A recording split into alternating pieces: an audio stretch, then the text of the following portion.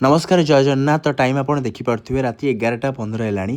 तो आज आम टीम जाइला पुरी गोटे न्यूली ओपन होता रेस्टोरेंट रे general pest control service provide करने आम मेनली प्रेफर करूँ जितना भी आम रेस्टोरेंट हो लेट नाइट रे general pest control service provide करने कारण लेट नाइट रे ही गेस्ट सब जा सारे एंड रेस्टोरेंट एंड किचन जो रही है से क्लोज होता है। तो फूड वगैरह कवर करके आम पेस्टिसाइड यूज कराटा बेटर होता है। तो यही जो रेस्टोरेंट रही आमर ये general pest control monthly basics हुए जी आम पर वीक्रे गोटे लगे सर्विस आम ये प्रोवाइड करूँ।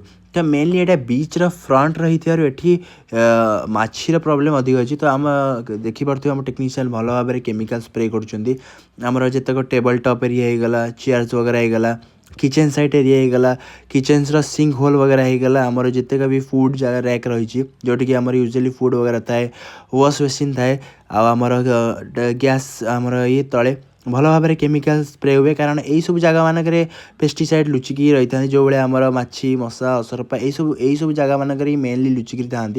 तो भल भाव में सब जगह केमिकल स्प्रे करवा निहाती जरूरी।